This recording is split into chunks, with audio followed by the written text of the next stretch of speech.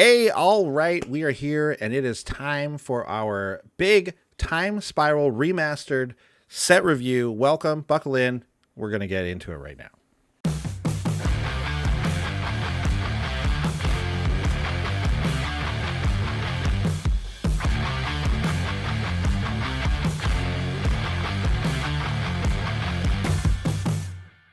Okay, Sean, so we've got we're not going to do a full it's not a comprehensive review or anything. We're just getting into the relevant kind of commander cards we think are interesting to talk about. Break it down for us. There's a lot of stuff going on here. What are we going to see in the set review? Sure. As a set review, you won't see any new cards because they've all been printed before. But we are going to break down in some usual categories. We'll talk about some of the legendaries Time Spiral Remastered brings back for us. We'll talk about a few cards in all the colors, colorless, multicolor. And then we're going to do a special section because these are all reprints. It's still possible some of them are like a little bit of a forgotten gems, little hidden gems. So we've got a little section coming up later of cards that I didn't realize were in the set or cards I've forgotten about. Maybe I brewed with once years ago or something. So maybe you've forgotten about them too. So a little bit of a surprise and discovery. Cool. And then we'll touch on the promo new, old bordered new cards, just a few commander staples of those. All right, well, let's get right into it, starting with the legendary creatures that we want to talk about here, starting with, of course, the Sliver Legion. This is a classic. Wooburg, all 5 colors, 1 of each. 5 mana, legendary Sliver, the 7/7. It's the one that gives all Sliver creatures +1/+1 for each other Sliver on the battlefield. This is just the mass pump Sliver. I find this one tends to end up in the 99. Right. A little more than the other Wooburg Slivers, which are better at, like, getting dominating other slivers, making other slivers, and making all your slivers indestructible or whatever that other one does. This one seems to be like the 4th one down as far as frequency of commander like usage, which is interesting. People hate sliver decks. Well, I mean, people love them as well. Like it's really up to you. Like it's a divisive issue. Sliver Legion from Time Spiral is definitely less egregious to see in the command zone. Yeah, until you're facing down like, a 12/12 sliver that is supposed to be a 1/1. Yeah. that has trample, death touch, and hex. Yeah. Where do you fall on slivers? Do you hate slivers? Well, I'm going to be honest. I've never faced a slivers deck, but I imagine. I've just never been a person who loves tribal decks. I don't love to play them. And I imagine all sliver decks kind of have the same line. Like you want to this one doesn't tutor up slivers, but it's just like, you just kind of know, the key slivers that are like, these are the ones that make me impossible to stop. These are the engine slivers, and these are just the backup slivers that fill out the deck. So I just did a little bit of research, and it turns out Sliver Legion, as far as commanders goes, is like a distant 6th on the EDHREC list. Like for how many decks use, it's like it goes Overlord, the first Sliver, Sliver Hive Lord, then Morophon, not even a Sliver, right, Burn on Sliver Legion, then Sliver Queen, and then we have Sliver Legion. So it is the last of the actual slivers to be a commander. So it's going to be, because it's reprinted here, we're going to see a nice like kind of budget entry into slivers, because that one of the things that always burns the sliver player is that the 5 color ones are usually kind of expensive. So, well, this one's starting out at $60, so we'll see. Is it really? Yeah, it's like the worst one by far. $60. Well, hopefully we'll get that price down once it actually gets in people's hands. We'll see. It doesn't sound like it's going to come down that much. Anyways, I personally, I don't hate slivers, but I find the decks to be, they're kind of boring, aren't they? Like they all do the same thing. Yeah, your opponent, you have to ask that every turn. It's like, so what do all your slivers have? Yeah. Yeah. Like every single turn. What do they all have now? Okay. Which one's giving them that? Allies is the more fun version of slivers, although the triggers when it comes to allies can get just as annoying sometimes. Yeah. All right, what's next? Okay, so they've also reprinted Teferi, Mage of Zulfir, 2 blue, blue, blue, legendary human wizard with flash 3/4. Creature cards you own not on the battlefield have flash. Each opponent can cast spells only anytime they could cast a sorcery. A reprint of a very powerful mono blue commander. I think if you will like mono blue, you gotta consider Teferi. Yeah, definitely. And this is an impressive card, though. A lot of people, they hate this card, and I learned that firsthand when I worked very hard to get my hands on this and put it in my my Afara deck. And yeah, no, people really don't like the fact that I can counter your stuff, but you can never counter mine, for example. It'd be interesting to know, like, if anyone cares about this, who's like running a big, like, no, like, you don't care about this if you're running like Gruul creatures, like if you're just running big stuff, and it's only cast spells at sorcery. You can still activate stuff at instant speed, so maybe it's not as oppressive as maybe it once was, or something like that. Interesting. Yeah, I don't know. Very good card and very strong in the 99 of many decks. Venser Shaper Savant is also seeing we've had this card reprinted a couple times recently, but it's nice to get another one. 2 blue blue for the 2/2 legendary human wizard with flash. When it enters, you can return target spell or permanent to its owner's hand. Just a powerful pseudo counter spell, and bouncing stuff. It works with a lot of good combos. I don't believe I've ever seen a mono blue Venser deck, but I'm sure it's pretty good. I bet you there's just other commanders that kind of have the same deck under it that are just better, So you just go Venser in the 99 most of the time. That happens a lot. Yeah. We've also got a new piece of art on Safi Eric's daughter. Green white legendary human scout 2/2, and her activated ability is to sacrifice her. When target creature is put into your graveyard this turn, return that card to the battlefield. It's like death protection, but you get the double ETB. Very strong card. Very strong card. Combos very nicely with Sun Titan. Oh yeah, there's combos very nicely with a lot of cards. Actually, you've got your Karmic guys, your Revel Arcs. There's all kinds of stuff going on, and Safi's a staple for those types of decks. You'll see a little more from this card next week's episode. No spoilers, but we did end up using it quite a bit. But yeah, nice card.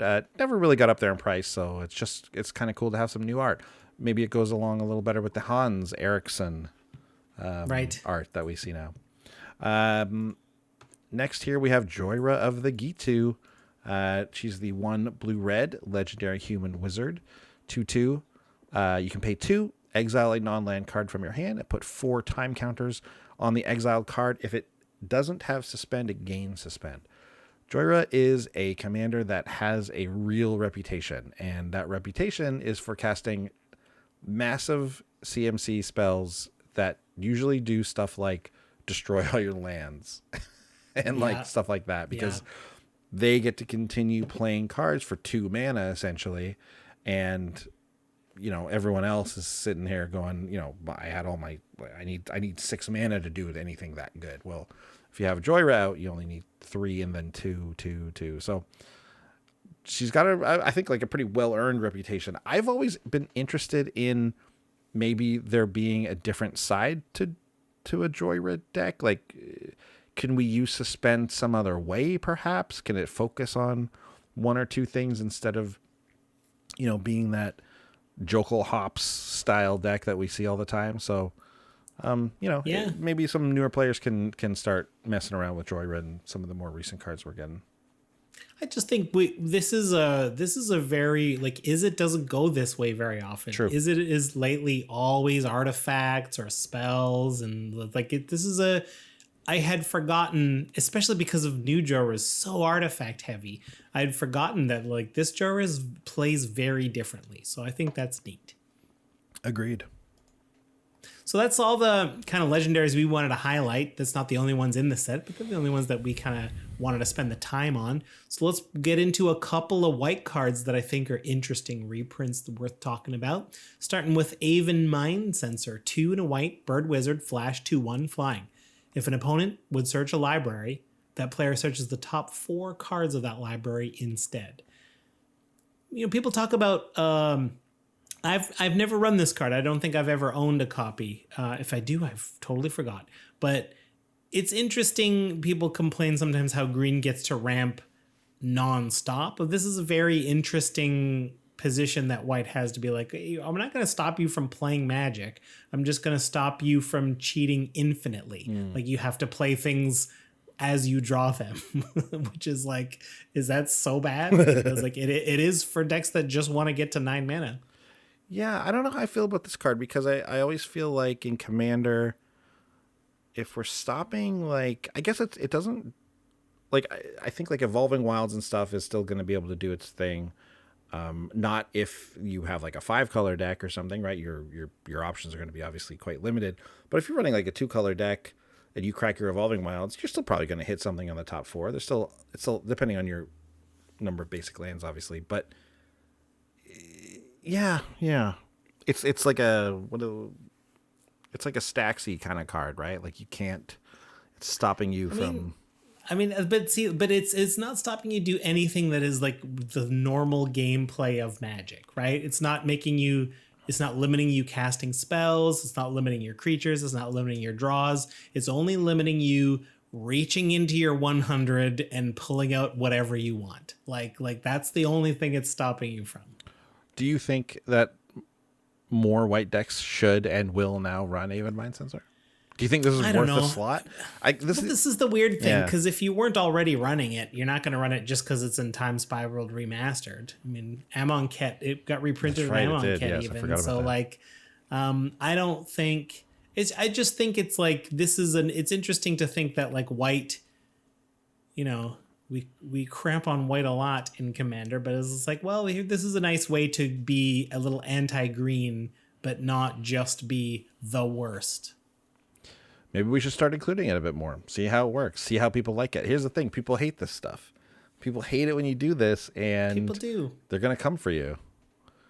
Yeah. And it's like, is it worth the card in the deck to not even fully stops the people from ramping and like tutor? Like, I know it's 4 cards. I know you're probably not going to get what you want, but if they get anything, it's still kind of, is it worth the card of you putting it in your deck? That's, you know what I mean? Yeah, I don't know. That's the question I always run across when it comes to these things. Cards like this, cards in right. Is it worth the slot in my deck? Interesting to think about though. It's reprinted with the old art, of course, which is notable. Of course. Next card is Mangara of Corondor. 1 white. This is a legendary actually. 1/1 human wizard. Tap, exile Mangara, and target permanent. There's some like real like shenanigans you can do with Mangara, right? I've never actually played with this card in my deck, but I remember seeing it like pop up in some other decks and stuff like that people have talked about online. And like, isn't there a thing where like you put this on the stack, and then if you can, you bounce them? Yeah, like you can put Mangara somewhere else, and then it still tries to do everything it can, and it still hits that permanent. I think you can do that. Yeah. So that's interesting. That's a good thing. I mean, is this new art also, I wonder? Well, I don't know. Like, it looks old. I can click all prints. No, this is a new piece of art too. Cool. I wonder if we got a piece for Aven Mind Sensor too. Or maybe just all the legendaries got new ones. I know Aven Mind Sensor that's old art. I've seen that art. That is definitely the old art, yeah. Mangara, that looks like it's different art. And Mangara had another card recently too, right? It was like an M21 or something like that. There was that. He got a different card. Anyways, definitely a cool card, and definitely a big 99 include, and a lot of good like we were saying, bouncing decks, sacrifice decks like Mangara. So nice to see this one reprinted. Yeah. Should we go on to some blue cards? Yeah, let's do it. I mean, the big reprint is Ancestral Vision. This is the one that has no mana cost, but it is blue. It's a sorcery, but you have to suspend 4. So you pay a blue, you put 4 time counters on it. Every upkeep, you take a time counter off. And when you take the last time counter off during that upkeep, you cast it without paying anything. And target player draws 3 cards. It's ancestral recall, but you have to wait 4 turns to have it. And I think like we could tie this a little bit into the Joyra conversation, because 4 turns is kind of a long time in Commander. Yeah, in Commander it's a lot. Like if you draw this, if this is not in your opening hand and you draw this on turn 5, like you might not see 4 more turns. No, totally. So I think any of these cards that have no casting cost, you can cascade into them, or if you have like as foretold, you're allowed to like cast these immediately. If you can cheat them somehow. So without any special assistance, I'm not sure that a lot of decks want this kind of card, but it is interesting. Yeah, like you said, the cascade thing always comes to mind when I see these cards. And but yeah, generally speaking, 4 turns is a really long time to wait for 3 cards. Like you can get that in a number of other ways. You'll draw 4 cards in 4 turns, right? You just get like Kumena's Awakening. It'll do the same thing and more, right? Yeah. Obviously it costs more, but anyways. Next is Draining Welk. We're hitting all the all-stars in my Afara deck so far. Draining Welk, 4 blue. It's a creature, it's an illusion, it's a 1/1 with flash and flying. When it enters the battlefield, you counter target spell, put X +1/+1 counters on Draining Welk, where X is that spell's converted mana cost. Let me tell you, there's nothing better than playing a 6 mana counter spell that ends up being like a 6/6 flash flyer. Like it's perfect. It's so good. It feels awesome to do it. You can get even bigger things, and guess what? It even feels pretty good when you need it to play a 6 mana 2/2 flash flyer that counters some like removal spell, like a Swords of Plowshares or something, because sometimes you just need to do it and you just need a counter spell. I love Draining Welk. I love it in flash decks. I love it in like obviously counter like control stuff. There's a lot of stuff this card works well with. It gets +1/+1 counters, don't forget. Like I think this is a great include in any deck that cares about proliferating and putting counters on stuff. Yeah, I love this card. Yeah, me too. Let's talk about for a second for Magus of the Future. They gave us a few magi. Oh, nice. Magi? Yeah, Magi. Yeah. Huh. I guess that's where that comes from. Ooh, does that mean Magi? Bert and Ernie are Maguses? Because they had that version, because that very famous Sesame Street episode where they do Gift of the Magi. Remember? Oh, they do the thing where they give away things and then they get each other's things. Yes. Yeah. Huh. Bert is Magus of pigeons. Of course. Is Ernie Magus of rubber duckies? Must be, right? Yeah, must be. Magus of the Future, 2 blue. It's like Future Sight, right? The enchantment that this set was named after. Yeah. The original like Future Sight part of the block. So it's basically Future Sight on legs, 2 blue. Play with the top card of your library revealed. You may play land cards and cast spells from the top of your library. Didn't realize about the lands. I knew you could cast spells. I forgot about the lands. That's pretty neat. Yeah, me too. That's good. That's better than I thought then. Yeah. So, I mean, it's neat. A lot of decks want this. It's just good. It's like, does it synergize, especially with most things? I don't know, probably not, but it's just good. This is card advantage. This is card draw, essentially. Yeah. Right? This extends your hand to the top of your library, which is better than just being allowed to have one more card in your hand. So your opponents see everything. Yeah, there is a downside, absolutely. And then it is that your opponents can see that card. But it can be good to if they see counterspell on top there, and they're just like, there it is. And sometimes it can be bad if they see counterspell on top. That's for sure. Well, maybe. So yeah, there's a price to pay, but it is very good. And if obviously you're building with it in mind, it's you can take advantage of that. And then obviously, if you're not building around it, I still think cards like this are good. And I would, look at including something like this and seeing how it works for your deck. Especially because this is like a cheap version of card advantage as well. Next, we're going on to black here, and our beloved Dread Return is getting a reprint at Uncommon here. 2 black for sorcery. Return target creature card from your graveyard to the battlefield. Love a 4 mana Reanimator effect. Really good. And flashback, sacrifice 3 creatures. This card, because of this, is very popular with the combo folks.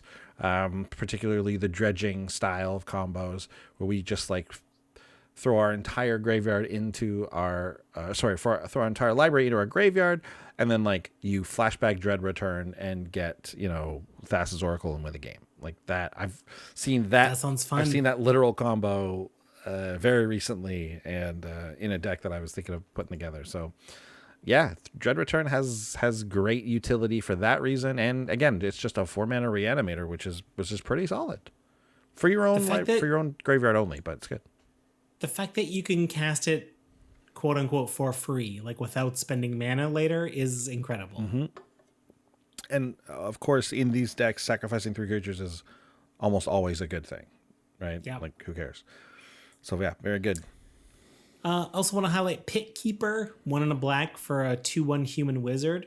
When he enters the battlefield, if you have 4 or more creature cards in your graveyard, you may return target creature card from your graveyard to your hand. Just kind of fancy. It's a very cheap creature reanimator. Not reanimator, bring a card, Gravedigger. Very cheap Gravedigger. You have to do a little bit of work to get him going, but for 2 mana, any graveyard deck that cares about this will have 4 creatures in their graveyard very frequently. The only time you won't is if it's the very beginning of the game, in which case who cares, or if your opponents are running tons of graveyard hate, in which case sucks to be the graveyard deck. That's true.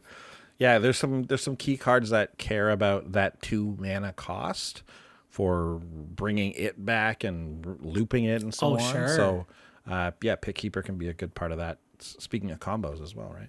Yeah. Next we have Sudden Spoiling, which is a card I didn't realize wasn't printed originally in a Commander set. Until this happened, I fully thought this was a Commander thing, and then I was like, oh, I guess it's from Time Spiral. Sudden Spoiling, 1 black for the instant with Split Second.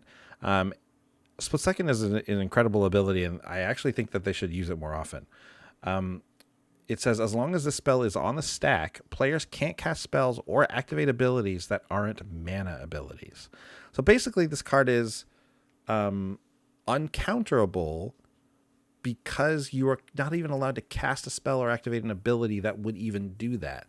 And that includes stuff like, I'm gonna try and cast a spell with, I cast a spell with Split Second. Well, okay, I'm gonna sacrifice my creature in response. No. There is no response. You have no response. There is no response, right?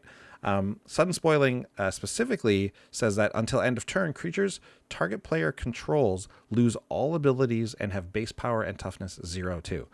This is so much better than it looks. How many times have you been at a Commander table where someone's board is like, you can't, like, there's too many things to take care of. It's like, well, first I have to get rid of the thing that's giving them all hexproof. Now I got to get their sack. Exactly. Then I got to get the yeah. Exactly. I got to do all of these things, and if we have 3 removals, instant speed removal spells, we could do it as a table. Well, Sudden Spoiling so often is just the card that does all of that, and because it targets a player, it doesn't even care about the creatures, right? So this thing is much better than it looks.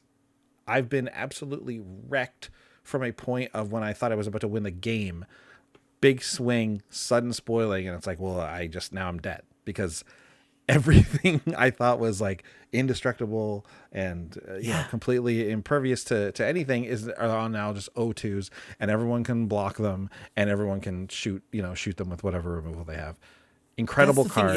It's incredible card. Should be a staple. That Split Second is right, because the other thing I was like, well, I mean, if you try to use it on me, I'll just activate all my things in response. Like that. That's the whole point. Exactly. You can't add Split Second, and because it's an instant, people can make a major attack, and you can turn everything into an O2 in the middle of the attack, and it still feels wrong. Split Second feels wrong. Like I'm just like, well, you'll just do all the things. Like no, you can't. Like the rules don't allow it.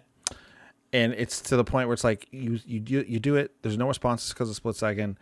And then they are just sitting there with O2s, and now everyone else can start doing stuff, like. Yeah, once it resolves, like, and now we can all do stuff. Yeah. Like, well, my stuff's O2. I can't do anything anymore. There's just, the ceiling on this is so high. The downside is that turning them into O2s just in and of itself doesn't do anything to actually deal with what they're doing. You do need other stuff at that point, obviously. We need to hit removal and blah, blah, blah, whatever. But it Also, it can stop combos. This does a lot. Sun spoiling is really good. Don't be put off the fact that a mime wants you to that you by casting it you become a mime of sorts. A crying mime who's crying, who's maybe on X-Files. Yeah. And the black tar is coming out of his eyes. Yeah. Yeah. This is my creatures earn O2. This is Krychek from X-Files crying about his creatures. All right, let's go on to some red cards. I haven't seen this character in a while. Greater Gargadon. It's 9 in a red for a 9/7 beast. But the key is it's got suspend 10 for a single red. So in 10 turns, you get this 9/7 that has haste the turn it comes in. But the key for Greater Gargadon, the reason why it's so effective in many decks is you get to sacrifice an artifact, creature, or land to remove a time counter from Greater Gargadon. Only activate if it's suspended. So this is a sack outlet that has 10 uses. And when you're done, you've got a 9/7. So that's pretty good too. If you care about the 9/7 more than anything else, you can accelerate that for sure. There could be a world I love a red deck that will sacrifice lands for the win. That's so exciting to me. Is oh wait, you got 9 life and you got a way in. Okay, sack all my lands. Greater Gargadon comes out and you're dead. Yeah, it's funny that this is arguably better in suspended. In a lot of decks that want to be able to have a sack outlet that for free can sack those 3 permanents. There's nothing else that does that. There are things that say sacrifice a permanent, but you have to pay for all of them. Right. There's nothing that's for free. So this is the only thing that's free. So that alone makes this a great card. And you get a bonus of just a 9/7 haste that can really surprise the hell out of your opponents. It's great. Next red card is Reiterate, 1 red for the instant. With this one has buyback for 3 generic, meaning that we pay this as additional cost, and then when the spell resolves, you put it back in your hand. This is a copy spell. Copy target instant or sorcery, and you can choose new targets. This one got really, really expensive when Mizzix was printed. I remember. Before that, this was like a $2 card or something. And then Mizzix drove it up. And then I think the rest of Commander kind of perked its ears up and were like, wait, this spell's really good. Buyback is really broken. And that's the truth. But now we're getting a reprint. And what does the price look like right now? I can't see it. $8. Okay. So it's still not cheap, but looking like this will affect the price a little bit. So if you're running those Mizzix decks, grab it, Yeah. And last red card I want to mention here is Sting Scourger. 1 red for a little Goblin Warrior, 2/2 with Echo, 3 in a red. So if you don't pay 4 on your next turn, you have to sacrifice this little goblin. That's a 6 mana 2/2. But I think the key is that when Sting Scourger enters the battlefield, return target creature an opponent controls to its owner's hand. Red doesn't get to do this. This is pretty amazing. You don't get to keep the creature around. Unless you want to pay 4 more, which I can't imagine you would. But red being able to do this before you attack with a bunch of creatures or something is pretty powerful. Yeah, and this doesn't just go in Goblin decks, but in a Goblin deck, it is actually still really good because there's often a lot of ways to recur your Goblin. So paying 2 for the 2/2 to then just be able to get it back, and then it's essentially a sorcery speed bounce spell, which is actually better than it sounds because, like Sean said, red doesn't get this ability, and it's actually quite useful. Yeah, and I think we all are becoming more and more aware of how useful bounce is in Commander in general. I do really feel like we've been underrating it for a long time. Yeah. So there you go. When it's in colors people aren't expecting, it's even better. Moving on to green. This is just an absolute staple in green that we're getting a reprint here. Crows and Grip. 2 in a green, instant, split second. Like we said before. Destroy target artifact or enchantment. You ever wanted to get rid of a Sensei's Divining Top? Crows and Grip is how you do it. This is the way to do it. This is the way to do it. Yeah, really key to destroy, like we said, an Ashnod's Altar so that they can't do their thing. Like a Sensei's Top, anything like that where they're going to try and sneak some usage out of it before you actually get to destroy it. Well, they can't. Crows and Grip. 3 mana sounds like a lot for this ability if you've never played with this card, if you prefer like the 1 and 2 mana options. But I promise you the 3 mana option here, Crows and Grip, is the best version of it, truly. Someone's got an angelic ascension ready to go, ready to pump out angels, and they're waiting for your end step to do so. Crows and Grip it. They're like, okay, well, in response, I'll make 6 angels. No, you won't. No, you won't. You will not. You'll make 0. There will be no response. Your sword is turned into disintegrating grass, dude. Yeah, dude, your sword. Dude, what happened to your sword, man? You Crows and Gripped it. I don't know. I can't prove okay, that. I don't know. Here's another Magic suspend dude. one. Search for tomorrow. 2 and a green for a sorcery.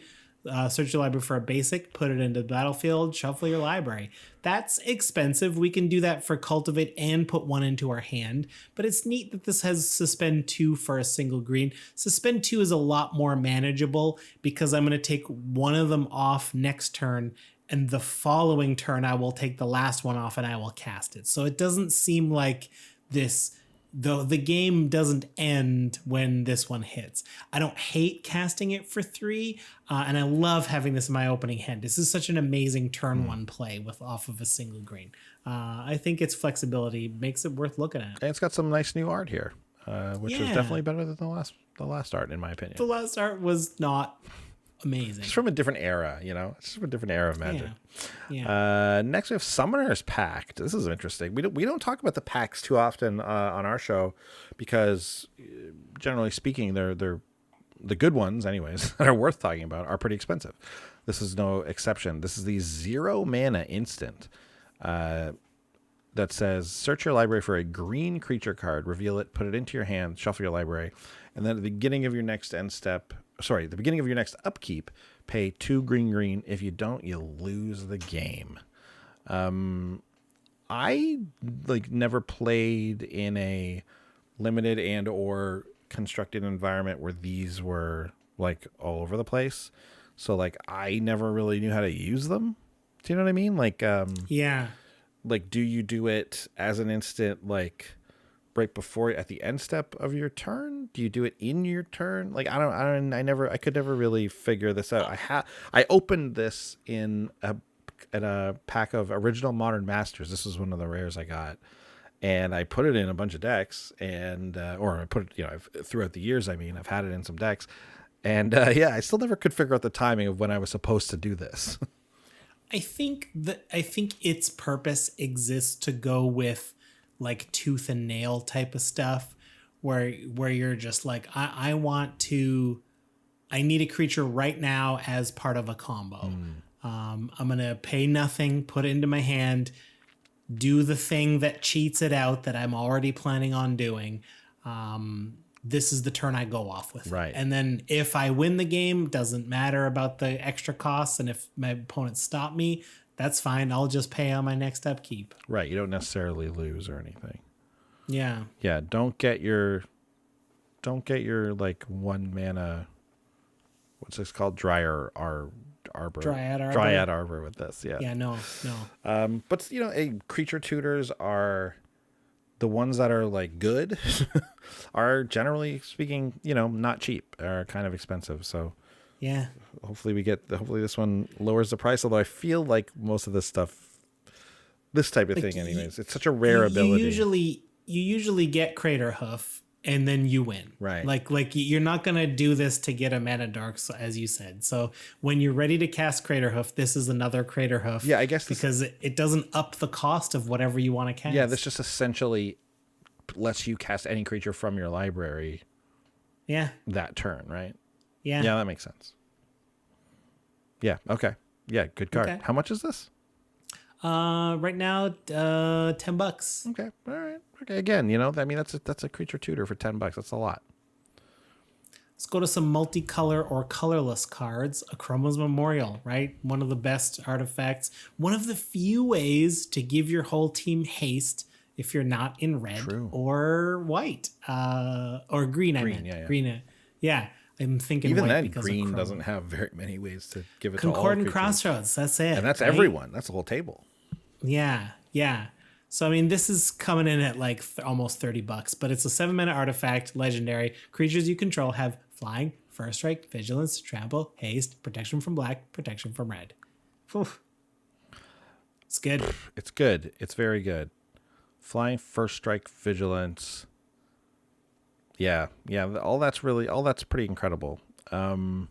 Yeah. I'm just looking at this being like, is there ever a time when you're like unhappy to see this card? And I suppose if you have no creatures, that's pretty obvious. But generally speaking, this is just a great card, and it goes in a lot of token decks, obviously.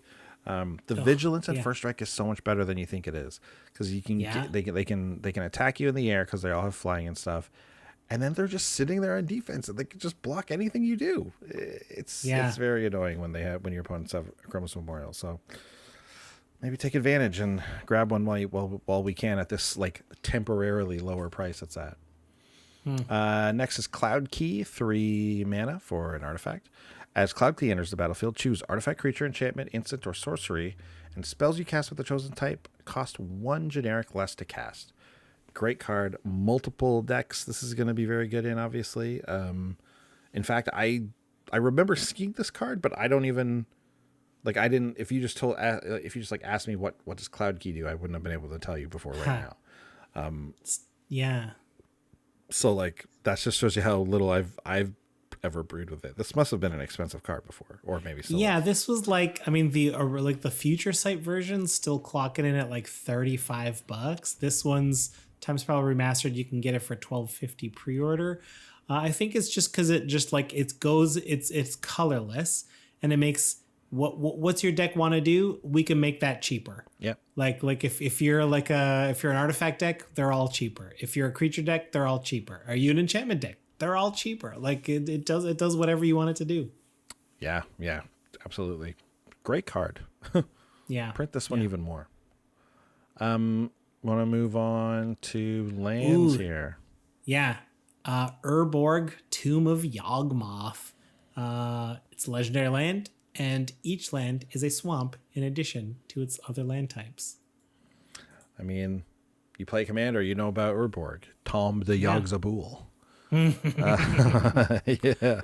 Yeah. I mean, fixes everyone's black mana, and obviously there's the classic combo with Cabal Coffers that people who can afford those two lands together put them together and have a great time with them. But Urborg's a great card. You're running a multicolored commander that has black in it, and if you have one of these, you should definitely include it. It's very, very good. There you go. Okay, so this is the my favorite section. This section of the I dug through, I read all of them, and I was looking for ones that I was like, I never really think about this card, or I forgot about it, or that might not be true for you. Maybe you're like, this is in all my black decks or whatever. So I don't know, but here's some cards that stood out to me as like, this seems like it has a niche use. Yeah, someone might be interested in this, I think, and maybe didn't think of these before. Yeah, and that's a great use of A, this show, and B, this set. Because we're going to be, I don't know, we're probably going to be opening a few packs of these over the next few weeks. So yeah, we're going to get a couple of these cards, and I guarantee you there's people going to be like, hey, this card's good for my commander deck. So let's start off. Tolarian Sentinel is 3 and a blue for a 1/3 flying human spell shaper. Spell shapers are really cool, and they're kind of like an underutilized thing in Commander. They all do a thing where like you discard a card and it turns quote turns that card into a spell. So in this case, it's blue, tap, discard a card, return target permanent you control to its owner's hand.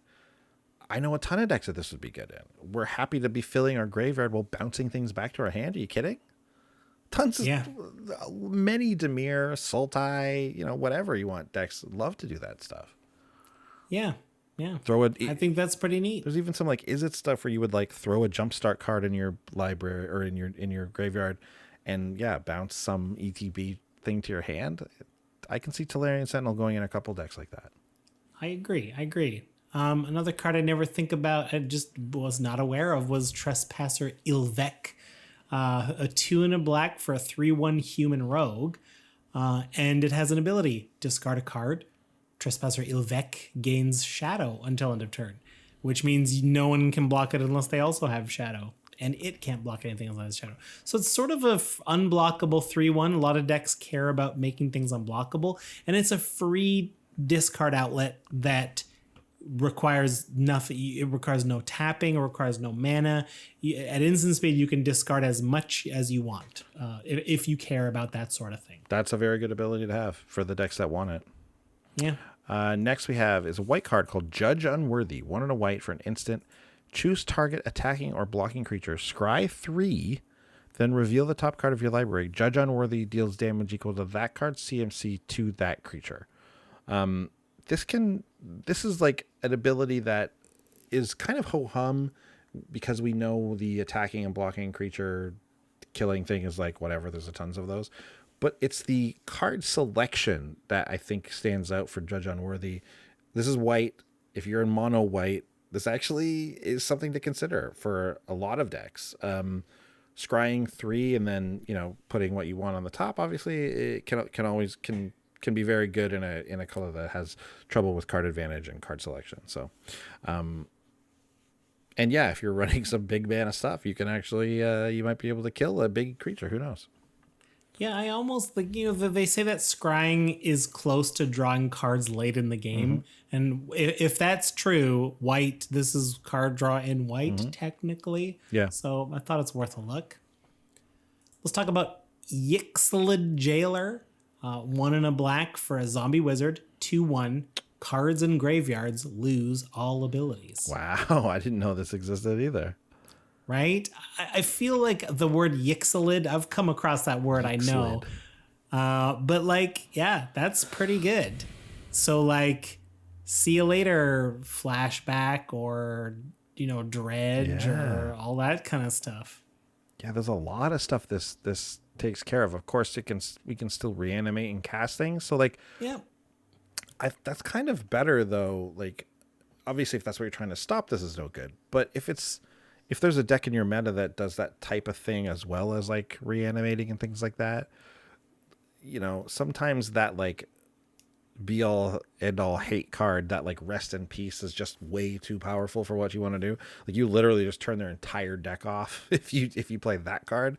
Whereas Yixlid Jailer and things like that might be a little closer to something you want to play. Hey, especially if you have a zombie deck. This is a zombie, so there you go. Yeah.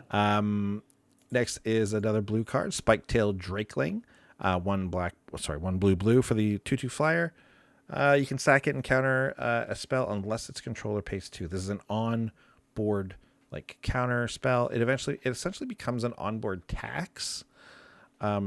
And of course, if we can find ways to bring the Drakeling back, we can really kind of mess with our opponents' expectations of what they're able to do in the next turn, right?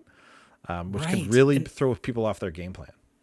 Well, and I don't know the effect this would have, but your opponents would have to ask you every turn is okay, I just want to put some out here. It's not going to affect you, but I'm going to pay most of my money to do it. Will you not use your Spike-tailed Drakeling on it? And it's well, if it doesn't affect me, sure, I won't do it. It's okay.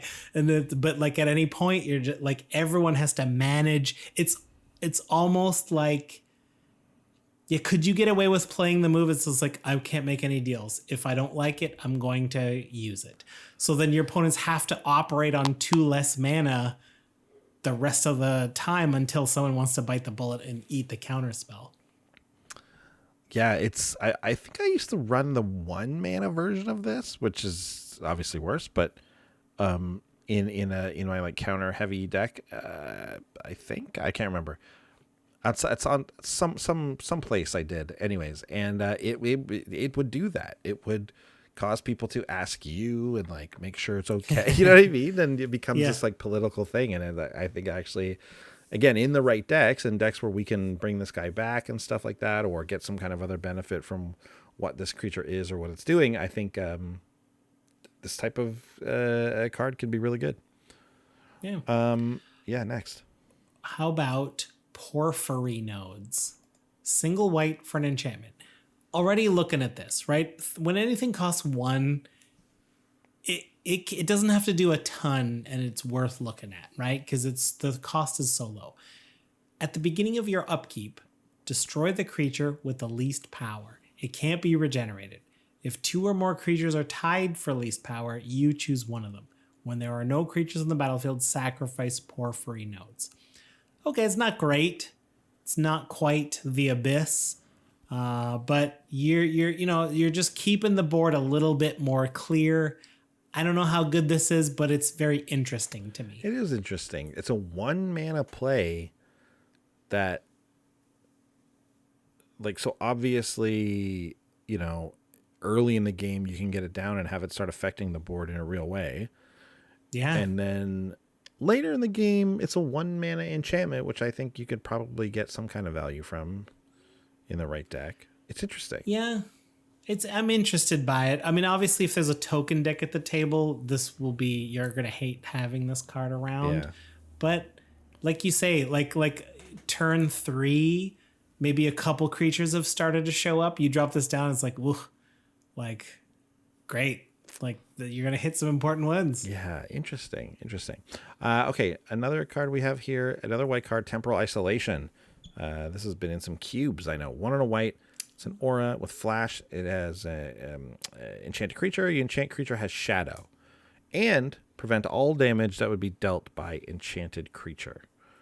So yeah, just like a classic kind of pacifism-like effect in that it makes it so that this thing can't block in like a weird way, and it makes it that it can't attack in another weird way, right? Like there's no damage being dealt, so why would it ever attack? But it also can't block because of the shadow. The only way you're getting any kind of value off of this creature is if for some reason people are running shadow stuff. Which doesn't really happen very often. So yeah, if you're looking for this, I think another flash pacifism. Flash pacifism is interesting. Yep. Yeah, I don't know. No, I definitely like. There's a home for almost every type of card, and there are decks that run a ton of these types of cards. And if you haven't seen this one before, it'd be one to think about. Yeah. So that's it for the main Time Spiral Remastered. We're just gonna breeze through for the YouTube viewers mainly. We're gonna just flash them on screen. Some of they've put old borders. They've included newer cards as sort of promos, 1 per pack, I believe, with older borders, so they look like old cards. And I gotta say, they didn't redo the art. They just gave us the current art, but on old borders, and they look appropriate for old borders for the most part. Yeah. For the most part, I see them. I'm like, yeah, that could have been an old bordered card. I wonder if they picked cards specifically with art that they thought would at least be okay with it. Like I don't know, because like there's definitely some art where it's like, okay, this is current day art. Like we mentioned Eric. Hans Eriksson, that card, like that has a very like the style of it feels very modern. Like that would look a little more out of place than some of these, I think, like stuff like that. So let's take a look at them and let's talk. Yeah, these are also of course you mentioned reprints, and some it will affect some this will affect the price in a good way. They'll drop the price, I think.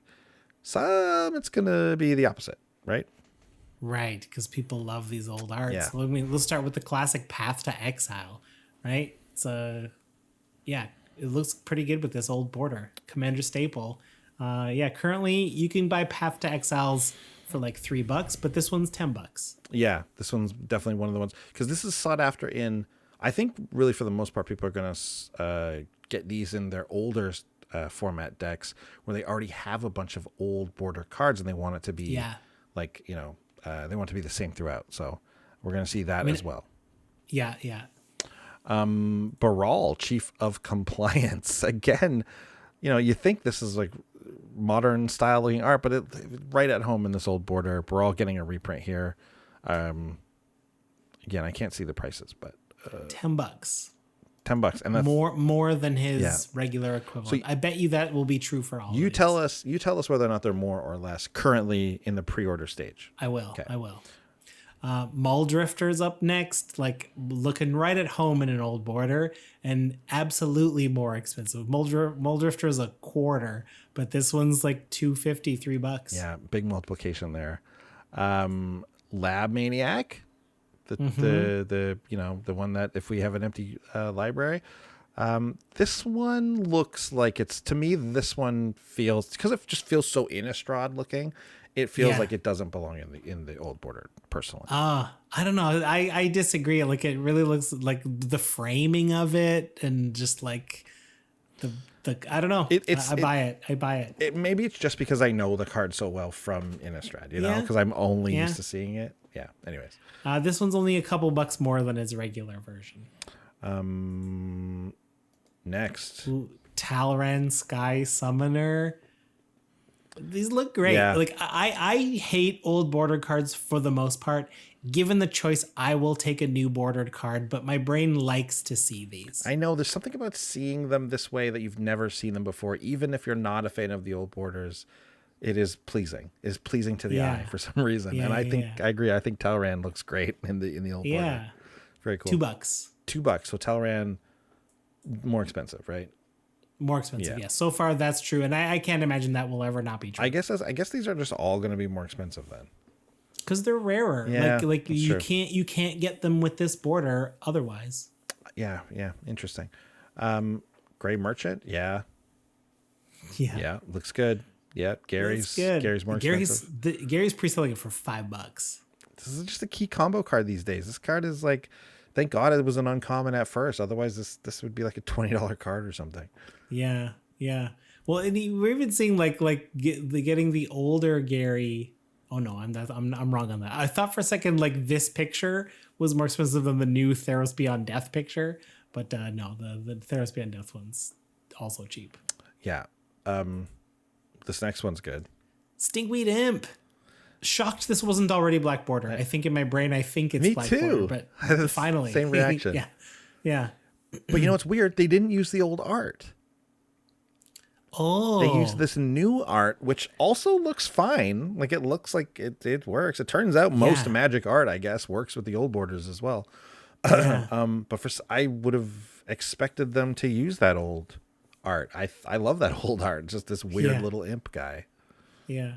Instead of this like gargoyle thing that washed up on the beach. Anyways, next is Vandal Blast, much needed reprint. Although $12. That's got to be close to the current Vandal Blast price, no? Well, currently $6. Oh wow, it's double. Jeez. Okay. Yeah. Well, I really underestimated the fact that these were going to be more. I really thought that there would be some that it would make it that they would be cheaper. I have picked Commander staples. I'm sure we could find a couple duds that aren't much more. But I mean, Vandal Blast is. This card's great. Yeah. We love this card. Beast Within, also in the set. Yeah. Looks good. $5. $5 for this Beast Within.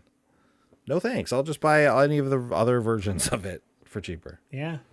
I already have a handful. Yeah, like 10 of these already, so who cares? Courser of Crewfix looks normal to me. Looks appropriate old border. The weird landscape in the back that looks almost a little bit half-assed. Isn't that weird? Because I was just thinking that. I'm like, did they make the cliffs behind Corsair look worse? Or something? I don't know. I could never do what these artists do. No, they're very talented. exactly. But some of the older cards, some aspects of the art, some of the art looks a little rushed. Looks like a little but then you put it in these borders and I'm like, yeah, the cliffs look terrible. Like, it looks like bad art. It's old art. Okay, okay, let me get a little closer to my screen here. People on YouTube can see that I'm like flipping between them because I have to scroll down a little bit to do it. But it's like, it looks a little less sharp to me. It looks like they have adjusted the contrast and the tinting. So they have the colors are more muted for these Time Spiral Remastered. Which is what gives them that older feel, I think. Yes. Well, it doesn't look as vibrant. Good job, because that's one thing that's absolutely doing it with this art for sure.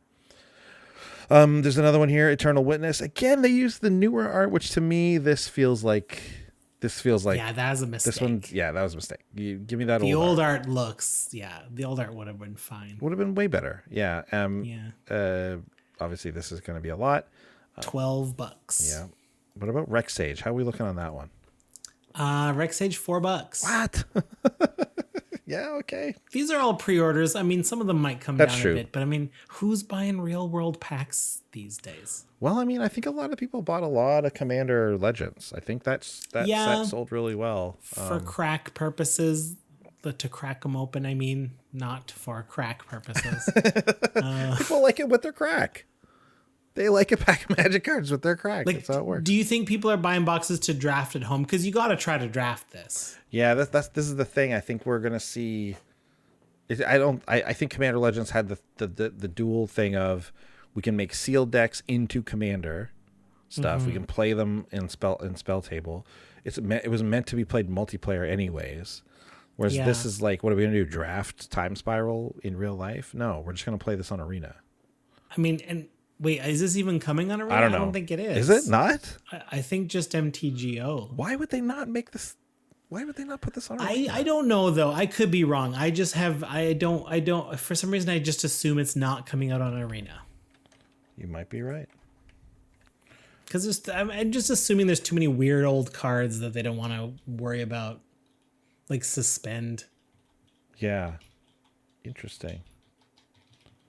Well, there's definitely some sealed events and things like that people can jump into. Let's finish reading these ones though. We've also Sure. Oh, this is a nice one. We got a real Commander's Brew classic I here. put this one in here. Epic Experiment. I didn't know with this that was in old there. gold border.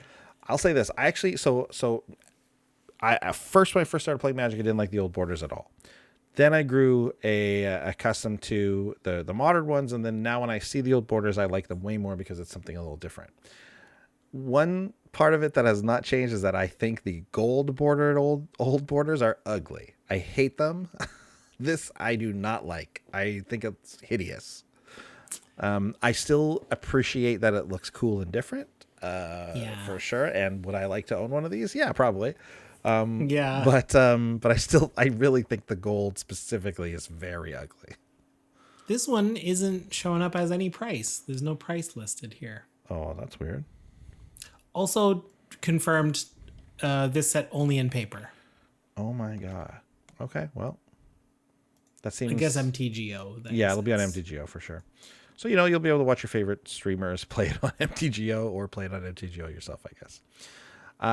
Next card. There's only a few more here. Solemn Simulacrum getting a nice brown border with the old art. Yeah, this one it fits. Is like, yeah, that for sure. I believe it. Well, this one wasn't too far from the old borders, right? This was in Mirrodin, which I think was the they had the different border. Yeah, the borders evolved over time. This was like the second modern border set, right? Or like the first non-core set or something like that.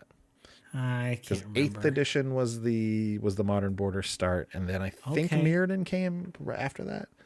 Anyways. Okay. Another one here. Looks good. Panharmonicon looks great. It looks like an old piece of art. Yeah. No price listed. Oh, okay. Well, this one's definitely going to be more. Same thing with Solemn. Those are going to be more. I think Solemn was listed. That one was coming in at 15. Yeah. Wow. Well, with the old art and with it makes sense. And then last but not least, we have Everflowing Chalice. Great card. $4. 0 mana, $4, and regular was got to be what? A couple bucks. This is an uncommon, isn't it? 75 cents. Yeah, there you go.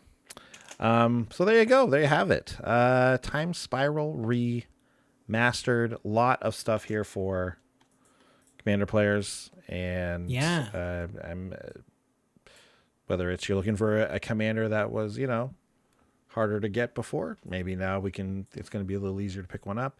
I do think that those prices specifically for the regular boarded stuff that we're seeing, I think that is going to affect it in a positive way. You're going to see some drops there, hopefully, and you also have this bonus of getting these kind of cool old bordered cards with old bordered stuff in. What am I trying to say here? New cards in old borders, so you can really get an all old border commander deck going. Should be a lot of fun. I mean, I think you can't be too mad if you open the old bordered Primeval Titan, but because I'm sure it's worth something. But that one would sting a little bit. That would be a burden for a commander player. Yeah. Yeah. Like you said, you trade that in for any number of commander cards, right? Yeah. Probably for a whole deck at this point. Probably. Okay, well, I think there's a lot to be had here, and I think I'd like to crack a few packs. We'll see. We'll see. We'll see if it happens. But otherwise, pick up those singles like we always do. That's the way to do it. And we'll be back next week with another deck tech. We're going to be picking a commander from this set. Tune in. You'll check it out. It'll be great. Until then, we'll see you guys around. Bye. Bye. Thanks for watching. If you love what we're doing, consider supporting the show by going to patreon.com/commandersbrew. And if you want to get any of the cards from our deck list, go to our TCG Player affiliate link below. That helps us out too, and for a free way to help us out, consider sharing the show with some friends. Like and subscribe, add a comment or two. See you later. Bye.